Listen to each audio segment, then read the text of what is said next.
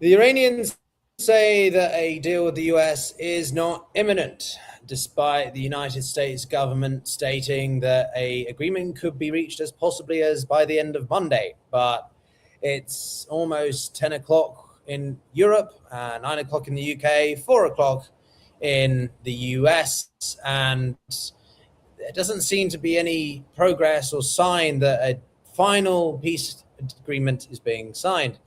And so this is going to be concerning for the markets. Oil has dipped quite a lot on the prospect of a peace deal, but could it re-rise at the prospect of this not being reached? Could we see the level of uncertainty returning and affecting everything from oil to the Strait of Hormuz and so on?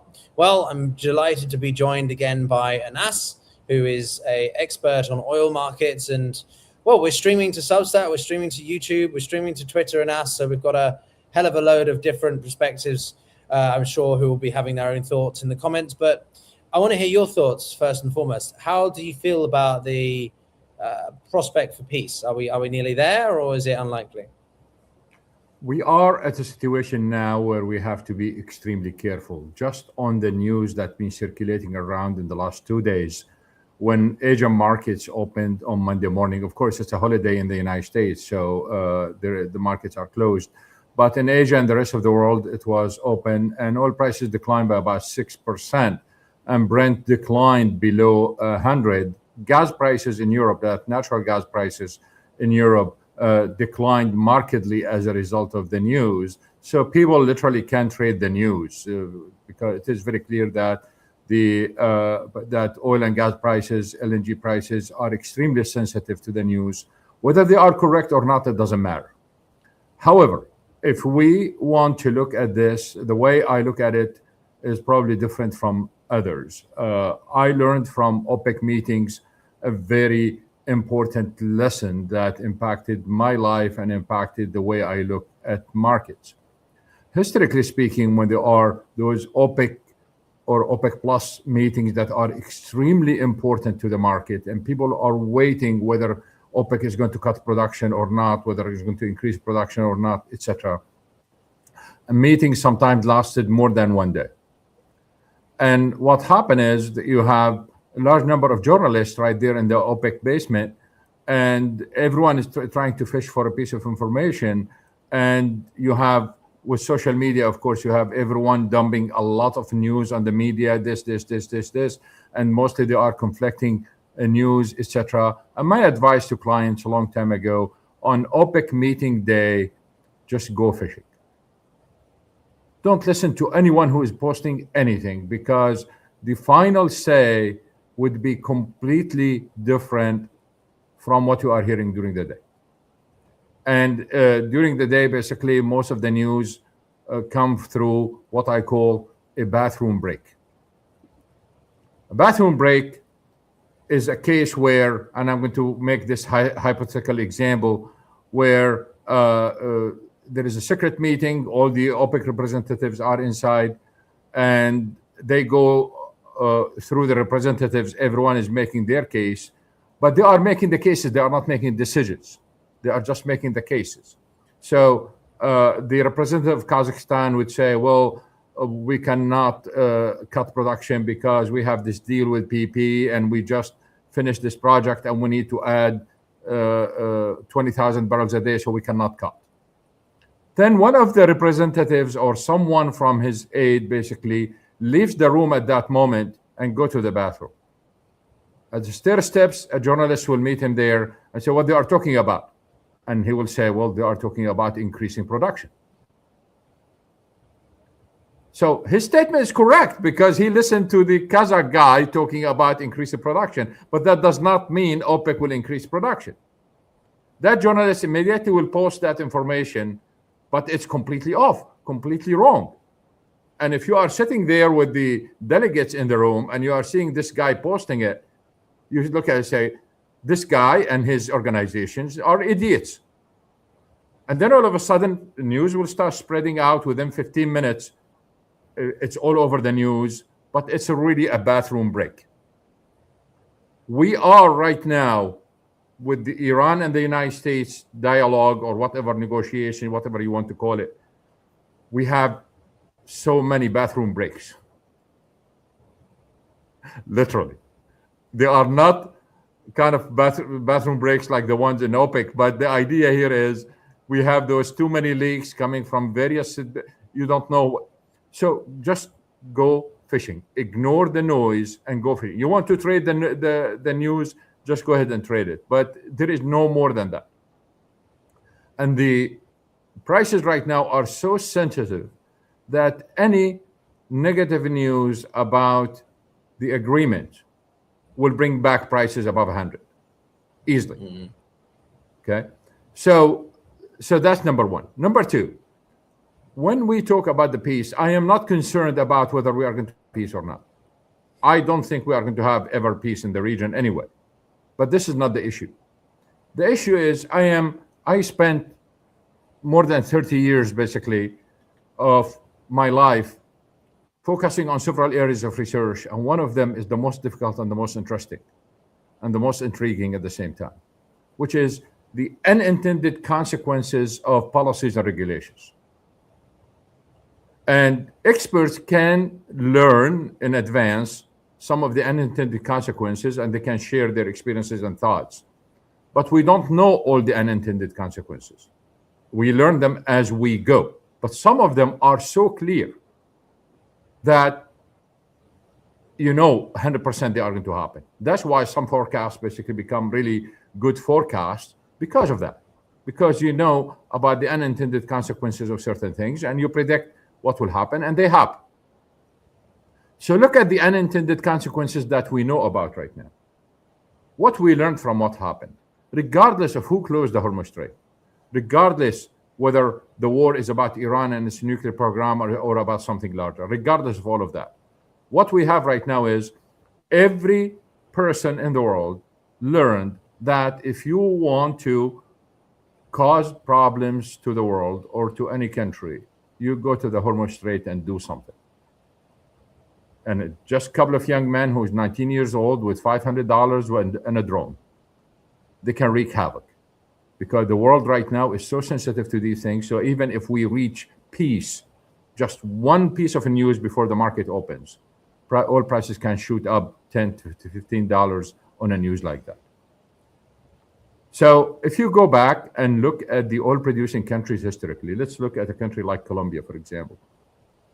Historically, there was problems with the militia within Colombia, and Colombia was living off mostly of oil as a main source of revenues, and the Limon pipeline basically was bombed almost every couple of days. But that is an international phenomenon. In any producing country where you have political problems, the first victim of any dispute are pipelines. They get attacked. Why? Because they are the main source of income of the government. So you want to exact pressure on the government, you do that. And then on oil facilities and pipelines, you get the big bang. This is one of the biggest mistakes, by the way, we've seen in this war. We've seen it before. Why the Houthis were attacking certain facilities in Saudi Arabia. It's just one storage facility, one tank can literally shoot fire and smoke in the air for more than 100 meters or 300 feet. So people who are far away can see that. And terrorists and militias basically love that. They want that big bang. So that's why all facilities are attacked. And in this war, basically, we got a lot of people on Twitter and other social media basically posting pictures, making conclusions about things they don't know about. An oil refinery or a storage tank basically is gasoline or diesel or oil. It's flammable.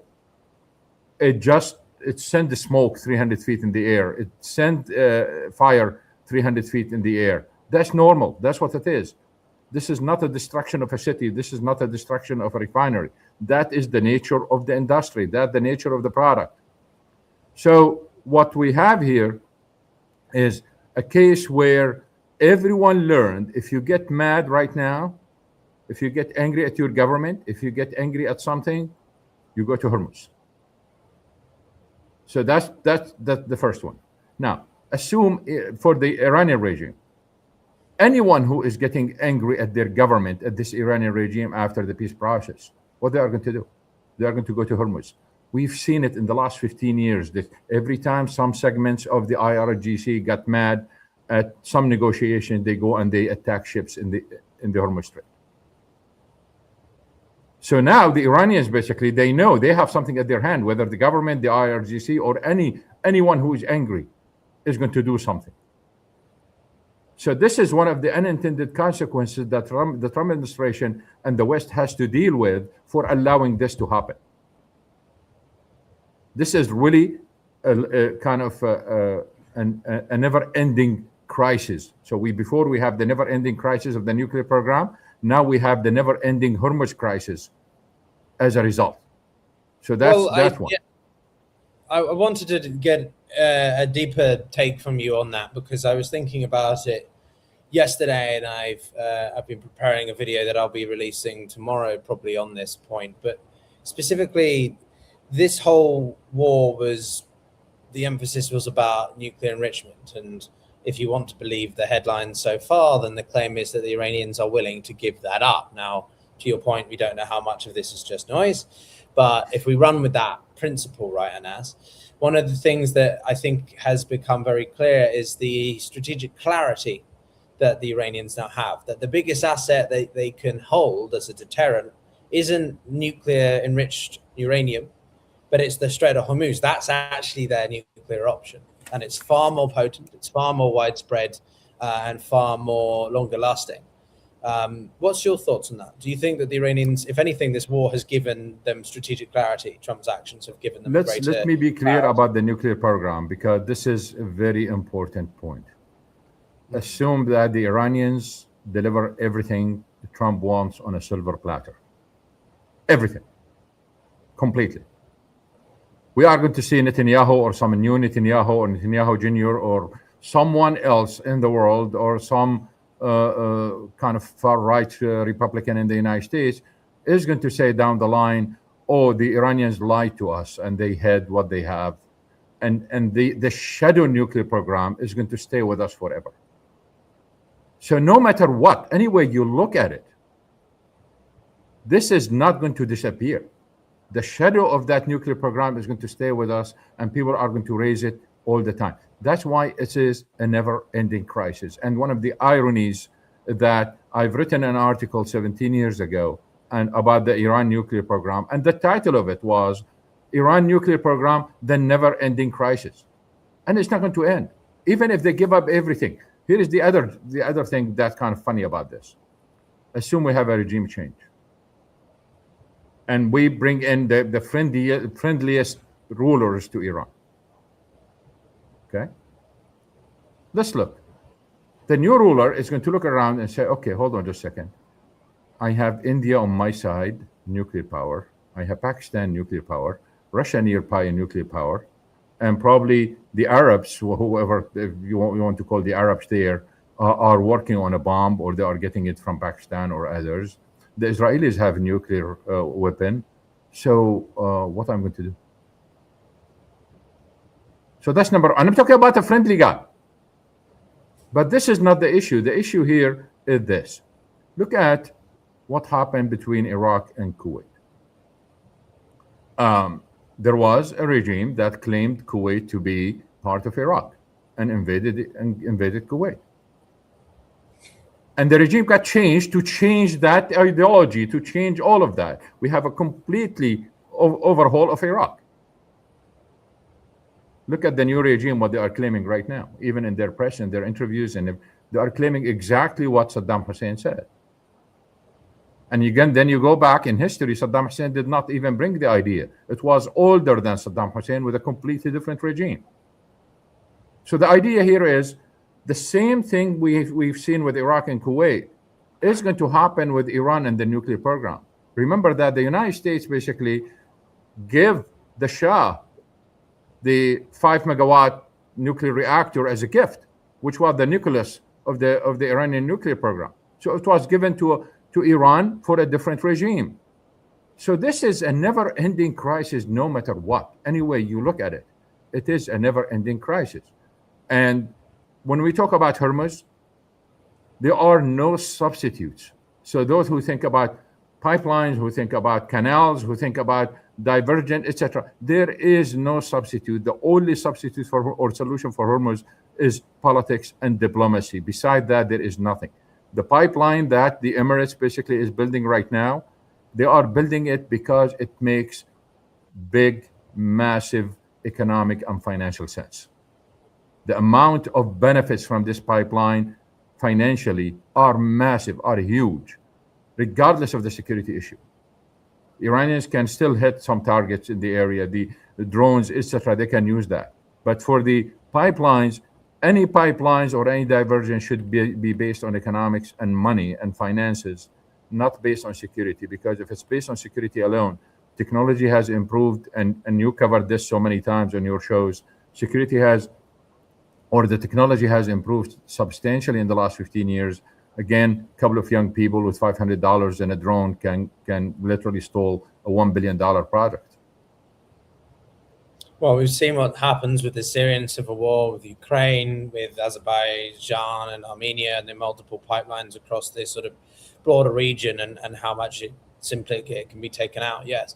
I just want to unpack this a little bit more with you, though, because there's been a lot of rumors again about Iran working with regional players to co-manage, shall we call it, the Strait. So Oman obviously is number one, but then there's the broader Gulf states. Now the Emiratis are the differentiated to that.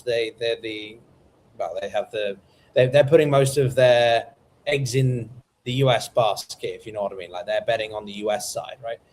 Versus the others, which are trying to be a little bit more balanced, I think, or hedging their bets more. So what do you think is the prospect of a tolled strait now? And does it make a difference to you, or it depends how it's set up and which nations co-manage it along with the Iranians? For the Gulf state, it is like they say in the United States, is catch-22. Catch-22, for example, you will find someone who will say that I would rather a 2-year war, finish the Iranian regime, replace it, rather than to live under American Iron Dome forever. So you will find that way. And you will find the other saying, look, the United States is on the other side of the world. They can leave us at any time, but the Iranians are stuck to us forever. And therefore, we have to deal with it without the intervention of the United States. And those are two powerful opinions. And they are, in any meeting, basically, you will see those opinions where people are struggling to kind of put those together. And at the end, Iranians are not going to go far away, and the Arabs are not going to go far away. And the issue here is you have Israel and you have the United States. And the question is, okay, how you are going to solve this problem? Even if you have an agreement with the regime, I wrote a statement on Twitter and people are asking about it. And I said, innocence is gone. It's over. In a sense, there was always this hope for good relation. There was always this hope for some sort of stability. Now it's gone. It's over. Anyone will be a fool to trust the other side. That's it. So now you are going to base any agreement, and at the same time, while you are literally in a sense, in one hand you are shaking hands, in the other hand you are carrying a dagger behind your back because you don't know what's going to happen next. This is the way the negotiations are going to be. This is not going to be kind of a final agreement. The innocence is gone. The idea that you can trust anyone in the area, it's over. But how can you guarantee though that the Saudis don't want to work with the Iranians more concertedly to ensure that the strait just operates? You don't think that there's any good? We've seen this back and forth. We've seen this back and forth over decades, and the United States basically, or the Trump administration and Netanyahu, did not help. I mean, when you have Trump administration talking about destroying a civilization, that was uncalled for statement, because even Iranians who are against the regime, and they've been fighting against the regime and with the Trump administration, they shied away because they said, hold on just a second, this is my civilization, this is my ancestry, this is my culture, and you want to destroy it? So they did not even help kind of remedy the situation. They just kind of put salt on the wound. and made it worse. And this is really one of the biggest mistakes that's been done in this war, is talking about the culture and talking about civilization. That should not. You are talking about a regime and nuclear program. Why you are going for a 5,000-year civilization? But Anas, aren't you trying to apply sanity or sane washing Donald Trump? The guy does not exactly follow through on what he says, and his claims of a deal have been multiple times expressed, right? He said it back as early as April that a deal was on the way, on the horizon, that talks were going well. So can you seem pretty pessimistic about any prospect of a longer term stability. Oh, 100%. I mean, even we are changing our outlooks right now because we have our outlook to 2050. We are changing it because one of the reasons why we are changing it, because the cost of shipping oil and gas, and when we talk about gas, we are talking about LNG from the Gulf, just went up substantially. And other countries, if you look at their import portfolios, all of them basically are going to resort to diversification. And therefore, the demand for Gulf oil and LNG is going to be hit extremely hard. This idea of having the cheapest oil and cheapest LNG in the world is no longer valid. No, it isn't. And I think we can see that evident in Saudi Arabia with its Vision 2030, right? MBS is having to cut investments into this Line City, which was always insane, and some other areas. UAE seems to be a country. Hold on just a second. I just want to push back against that. These are completely different things. Let's separate those from this, because the issue here is there are plans, there are things that did not work out or work out. That's a different story. But what we are talking about here is completely different. We are talking about the cost of oil, the cost of LNG going through the HORMUZ Strait is higher than before, because shippers are not going to send their ships at the rate of a safe place like in other places where they are not going to go to the Gulf. The insurance companies basically are not going to charge the normal rate somewhere else. So this is a completely different story here, that the cost of shipping the oil and LNG through the HORMUZ Strait is going to, or already increase, of course, but relative to past years is going to be way higher. And therefore, the competitiveness of petrochemicals, the competitiveness of the NGLs of the Gulf basically is way, way less than before, regardless of everything else. Okay, interesting. Now, you've mentioned insurance before, and this is something that you've put a lot of emphasis on. So is that still the way you look at it, that insurance and the way that they are going to be calculating it is going to be the most significant fallout from all of this? Yes. So the idea here is during the war and everything with the closure of HORMUZ, basically it is the insurance issue and still an insurance issue. But what I'm saying here, I'm going with your argument that we are going to end up with peace and agreement. So the idea here is, even if we end up with peace and agreement, the shipping out of the region is going to be more expensive than the pre-crisis. So more expensive than pre-February as a result of what happened. So this is one of the unintended consequences that's going to last with us for decades, probably forever. I guess what I'm asking is, though, do you not put too much emphasis on the insurance aspect? Because there's some other people don't consider it quite as much as a core component of I think it is. Let me put it this way, because I did tweet that, and I would like to emphasize this point. Everyone looked at what they have, and they looked at their weapons, they looked at this and this, and they found out that they need to use economic weapons. And all of a sudden, energy was weaponized. So whether you are talking about LNG, you are talking about natural gas, you are talking about oil, all of that was weaponized with everything it comes with it, which means that if we talk about Bab el-Mandeb, you talk about Panama Canal, you talk about the HORMUZ Strait. So it's a whole package that energy was weaponized with everything related to it, including the choke points. At the same time, what part of that package? Insurance. So insurance was weaponized as part of that big package. So the whole thing was weaponized, including insurance, Because I'm going to tell you something about those who work with insurance can confirm that. If, for example, if the Houthis said, I am going to attack all these ships going to the United States and Israel, then from an insurance point of view, every ship that is related to those two countries basically will get higher rate. And others won't because they don't have the same risk. Then someone might come in and say, hold on just a second. Either you raise insurance on everyone or this is discrimination. Okay, interesting. And that's a whole different game to play. So that's weaponization. Well, the US weaponizes everything. And one other thing it weaponizes continuously, which is driving a lot of countries away, is the dollar.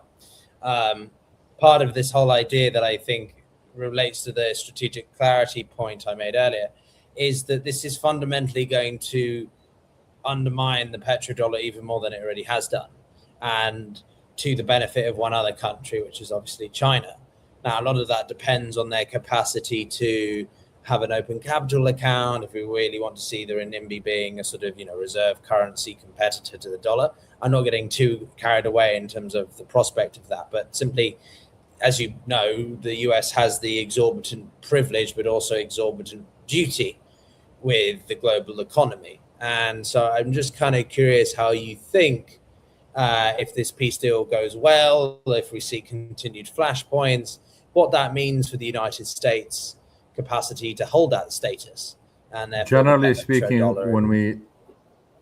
when we talk about the petrodollar, we have to define what we mean by the petrodollar, because it means several things.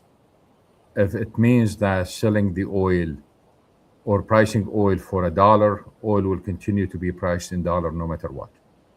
If we are talking about the revenues, like Iran and Russia getting the revenues in non-dollar, that's a completely different story. And that can go up and down, but the dollar will remain dominant no matter what. This idea that, the petrodollar is going to collapse is a complete nonsense. I'll tell you several reasons. Of course, I can go for the next 30 minutes talking about why, but I'm going to give you the main reasons. For the Gulf states, their currencies are pegged to the dollar. So they're not going to shoot themselves in the foot. That's number one. Number two, any peace agreement right now with Iran means Iran is going to import from the United States. And the Iranians are so hungry to import anything they can from the United States. Many Americans do not realize that how Iranians love the United States. I mean, they think really, they don't hate the United States. And immediately, the moment they start importing from the United States, most of the money that was going to China or going to yuan is going to be dollars. So all of a sudden, the use of dollars is going to increase. If the United States relax sanctions on Russia, it will be the same story. If they relax sanctions on other countries, it will be the same story. So it is a story of sanctions, because only the countries that either suffered from trade wars or sanctions start switching from the dollar. No free country that is just completely free decided to switch. There is not a single example of that. So there were forces, which means that the key is still in the hand of the United States. They can stop the trade wars. They can relax all the sanctions, and all of a sudden, the percentage of use of dollars can go up by at least 10-15%. So it can go back to, let's say, 70% of world traded currencies in the world. So it is a story of sanctions and dominance, not a story of retreat. And that's where the difference is. The other related issue to this, that the United States, for example, by the euro did not happen without the blessing of the United States. I mean, let's be frank about it. The IMF did not accept the yuan as one of the currencies in its basket of 6 currencies without the blessing of the United States. So the drawing rights, basically, they added the yuan to it with the blessing of the United States because it served the interests of the United States. So we got to be kind of careful with the petrodollar because it is still dominant. I'm going to give you other examples, by the way. The United States has many levers that can use. And one of the levers that many people do not know about is this. Every single dollar that Iraq generates from revenues, it goes through New York first, and then it will be transferred to Iraq. Iraq does not receive a single penny from its revenues. So the United States still have many levers.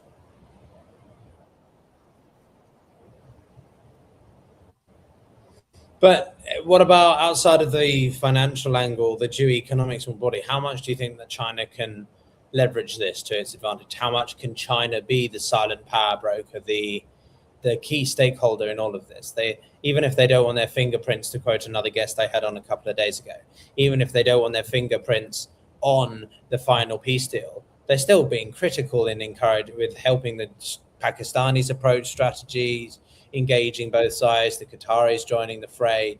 They're very much behind the scenes in this, and you don't think that's going to make a difference to the economic outlook? I'm going to look at it from the energy side, since this is my field, and I'm going to look at it from that angle.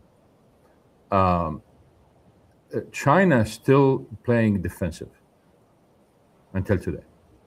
Everything they are doing basically is defensive. It's about, in a sense, if you want to talk about it in financial market terms, they are adopting the policy of preserving capital, not growing capital. Okay, so they are very defensive, and they are protecting themselves, and that basically means that their role remains limited in the world relative to everything else. Now, what's going to happen in the future, I don't know, because you need strategists to talk about that who are specialists in China. But from pure energy, which is, of course, essential to national security and everything else, if you look at them, they are playing defense, and it's not offense at all. Okay, interesting. No, I guess that's a fair point. I know you're not a Sino-centric expert, but I think it's worth getting that broader energy perspective as well, the thematic side. So I've also just seen on some updates here that the Americans and Iranians have tentatively agreed a deal on Iranians' frozen assets, which more likely mean a full deal is established tomorrow, or the announcement of a full deal tomorrow. I'm kind of curious, how much do you think that the frozen assets sanctions relief play into the energy aspect in all of this? It plays a big time. By the way, the Iranians have already $6 billion that be released and then being held in Qatari banks, so they were not able to get it from a previous deal. I think they are talking about 20 billion right now, and could be significantly more. Now, notice the following, and this is one of the ironies about politics, that whatever Republicans been accusing Obama of, now Democrats will use exactly the same language, the same rhetoric, the same thing against Trump once he had hand the Iranians the money. And the same lies and the same thing about Obama will be repeated now against Trump, because many people do not know that these are frozen assets. They think this is an American taxpayer money being given to Iran, which is not. This is an Iranian money that's being frozen, and they are getting it. So what we've seen before, when they got the money from the Obama administration, they immediately dedicated some of that to oil investment so they can expand capacity, and they expand production so they can make more money. So we've seen that. Now we are going to see basically the same behavior, and probably some of it will go to repair some of the energy infrastructure that's been damaged during this war. At the same time, they will start building their customer base exactly like we've seen before, because their customer base right now is limited mostly to China. Now they are going to expand it, and historically they were able to increase it to about 24. So they'll start expanding that. And it will be one of the ironies if we see the United States importing Iranian oil the same way they did with Venezuela. It would be very, yes, absolutely. So, and that's, I guess my penultimate question is simply, what would you say to those on the inside? If you could be in the inside of these talks, what would you be telling people to think, to do? What would your advisement be, given the severity and just continued ambiguity around the status of the Strait of Hormuz? It's not going to go Well, back to what it was. I would bring experts to start talking about the unintended consequences of both a deal and no deal, and start thinking about that, because reaching a deal and and stopping the war is the easy part. But once you get to the unintended consequences, you don't know what's going to happen, and this is really a serious problem. It's a main concern to me that we've seen this before, where unintended consequences, basically the cost of them was extremely high. I think a lot of people think about the unintended consequences of this war. And of course, I mean, if we end up with a deal, there, of course, what you are going to do with the Iranian diaspora and all the Shah Sun supporters and all those guys, what you are going to do with them, how you are going to respond to them, because they have them live in their own bubble, and now that bubble burst in a way where people will turn against Republicans, will turn against the Trump administration, because they had them live in that bubble, and now that bubble is burst. But why do you need to do anything at all with them? Because Trump, basically, they received the guy at the White House and they propped him up and done all of that. So it's kind of, okay, I mean, were you playing with him, or what the deal is? So there are many questions on that. I mean, the Iranian diaspora is pretty broad, and a lot of them are very pro, I don't know, return to the Shah in those years. But I think there's also a pragmatic group of them. So I think it's difficult to tell how they would react to the US in terms of voting patterns. I mean, it's pretty clear, I think, regardless, that the midterms are going to be shambolic for the Trump administration, and clearly why they want to get out of this. But I mean, it seems to me Trump wants to try to change the conditions or win something back. And for me, it's the Democrats to lose more than it is the Republicans to win the midterms, because the Democrats have this habit of never being properly prepared to do something in the right place at the right time. Their best missed opportunity is to miss the opportunity, if you know what I mean. But I guess the last question really, Hannes, for you is simply, what happens if we don't see a deal? There's a lot of concern around Netanyahu and his actions over Lebanon. Could that be a real disruptor in the long-term prospect of sort of seeing this thing wind down, or at least stabilize? I don't know, but the idea of third parties or some elements of the IRGC not happy with the agreement who cause problems. We have precedents, and we have many examples in the past where third parties basically ruin those agreements. So what if something like this happened? It would fit with the history that we know about. Again, I would like to go to the point of Hormuz Strait. I am afraid that one of the unintended consequences of that, we opened a can of worm and the genie is out of the bottle and no way back, which means that the Hormuz Strait problems are in forever, and it will be repeated often, and they will impact the market unless people, until we find, in a sense, companies will have workaround, etc., to work around this. Let me just add one point here, because this is an important point about the corruption in the region. There are many ships that passed Hormuz Strait, and you heard that the Iranians were charging $2 million. Well, the briberies to some Iraqi officials and Iranian officials were above 10 million. So we are not talking here about the official government to government agreements or anything else. No, these are kind of like almost gangs on the side organizing the Hormuz transportation, or the Hormuz passage. The Iranian government or the IRGC did not even know about it, and the Iraqi government did not know about it. It's bad elements on this side, bad element on this side. Some crooks who own ships basically work with them, and they were able to get those ships out. Neither government got the money.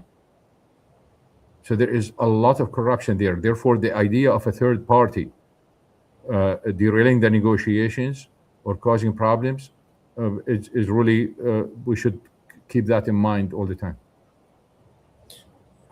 Those numbers are astounding to me, and the fact that they don't even go anywhere near the decision makers or stakeholders and us is even more bizarre. But just to pick up on what you said during that, which is sort of what I want to end on, but is this, so we're in a new normal now? We're in a permanent new normal where oil prices can be volatile even more than they have been in I don't know, the peak of COVID or the war in Ukraine. And the Strait of Hormuz is just another flashpoint that can be administered as and when based on whoever, because of the way it's so. Since we are ending this, I would like to say the following statement. First of all, this is the biggest event in our lives. This is the biggest event since World War II. This is not an oil crisis. This is not an energy crisis. This is way, way bigger than that. And this is going to shape the economics and the finances of the world.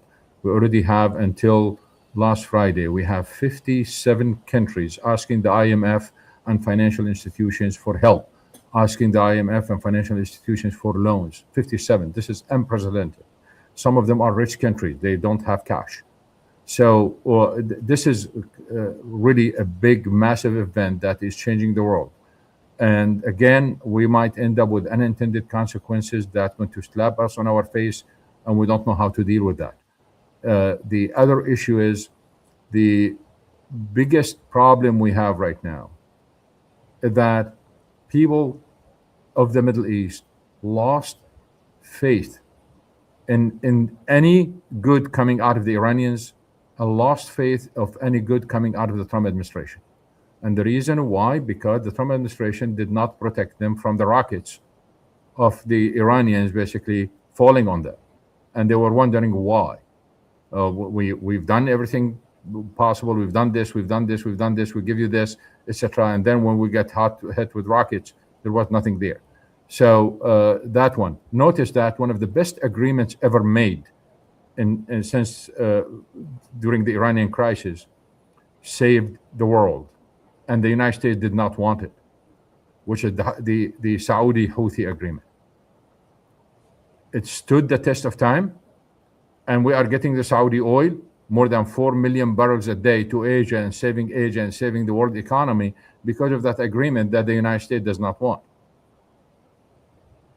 So in a sense, they are way out. It's just this intervention by others basically is part of the problem. Anis, I know I keep saying last question, but you then say something that I want to sort of pick up on, which is simply, but okay, so this is the worst crisis, global crisis since the Second World War. Since this is a more macroeconomic orientated podcast conversation, how as an investor, as someone who watches the markets, not just from a morality standpoint, but what do we do with that information? How do I navigate this global situation? Well, for day traders, basically, they can play the news, and I don't know how to play the news. So I'm not the guy who can advise traders on this to play the news. But for investors, basically, it is very clear where we are going. Everything we've been talking about in the past basically is flipped upside down. A couple of things stayed the same, but they are better, like LNG. I'll put a lot of money into LNG. And I'm talking here about the whole supply chain. I'm not talking about only the companies that export. I'm talking about the companies that build the facilities. I'm talking about shippers who ship the LNG. I'm talking about companies that own the regasification ships, etc. So it's the whole supply chain. So LNG basically is a big winner out of this, any way you look at it. LNG was the winner anyway from the AI and the data centers. But now LNG is a bigger winner. People were downplaying coal.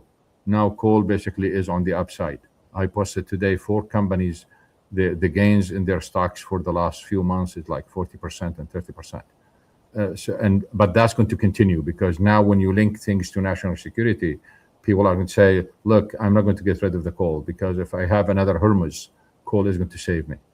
So coal is not going to go down the same way that being predicted before the crisis. And then when it comes to solar, wind, EVs, hybrid, and storage batteries, all of a sudden they are going to have an additional value that did not exist before. And that additional value comes from national security, that these things can save you now, regardless of the subsidies, regardless of the additional cost, regardless that some of them being idle most of the year. Because one thing you don't want is to be caught in a case like HORMUZ, and where prices go up from $60 to $175 for oil. Literally, that's what happened. From $60 to $175. Russian oil was sold at $40, jumped to $120. Okay, and that's if you can get it. We've seen ships basically literally reaching the Indian ports and then leaving again and going to China. So that's if you can get it. So even if you are willing to pay, someone is going to outbid you in this case. So the main result out of Hormuz Strait is that everyone is going to follow the Chinese model. And putting it in a different way, the same way I wrote it, was Trump just globalized the Chinese model. And the Chinese model is linking natural resources to national security. And within that natural resources, we have energy sources, linking them to national security. Once you link them to national security, you cannot argue against subsidies. You cannot go to Congress basically trying to ask for a budget, and the Congress will tell you, well, you know, this subsidy is too high. But we'll tell them, look, this is my future, this is my country, this is my nation. We are going to go under, etc. So what's going to happen is within that system, the new system, the globalization of the Chinese system, we are going to see Europeans who couldn't pass certain budgets for renewables and battery storage. They are going to stop talking about climate change, and they will pass that under national security, which means that the climate change policies that failed will be passed again, but without the expression of climate change. Is going to be under national security, and it's going to pass. We've seen in the United States the Congress opposing several laws, and September 11 hit, and all of a sudden they adopted all of them. So all it takes just one event to change the mind of the people's representatives. So this globalization of the Chinese system means countries are going to go inward. They are going to focus on their own national resources, and what best than solar and wind. And coming from Anas Alhajji to talk about solar and wind, people will laugh. But that's really what happens. That's what the impact of HORMUZ is. And therefore, you ask me about investment. What we are going to see major investment being made that live off government subsidies under national security. And therefore, all of a sudden, this battery storage basically business becomes a very profitable business because you can extract cash flow from the government for years to come. Well, you got me a lot to think about, Anis, that's for sure. I also would say nuclear, focusing on nuclear energy. I mean, we're seeing these discussions in the UK. Just as one small example, the UK has often been seen as a climate leader. I like to put its emphasis on climate change and climate policies, decarbonisation, all that. And we're seeing a huge shift away from that narrative amongst the private sector as well. So yeah, definitely a great emphasis on renewables, nuclear, but also, as you say, the securitization, I think, of economics and geoeconomics as a broad perspective. But Anis, always a pleasure. Thank you so much for your time today. Everyone who's been watching us on X, do check out Anis's Substack. We're also streaming on Substack, so do go over there and subscribe to us both, because I would look forward to having you back to do more about this in the next few days, next few weeks. You know, there's plenty more to talk about, but we'll leave it there for tonight, everyone. Thanks so much for watching, and thank you, Anis, again for joining us.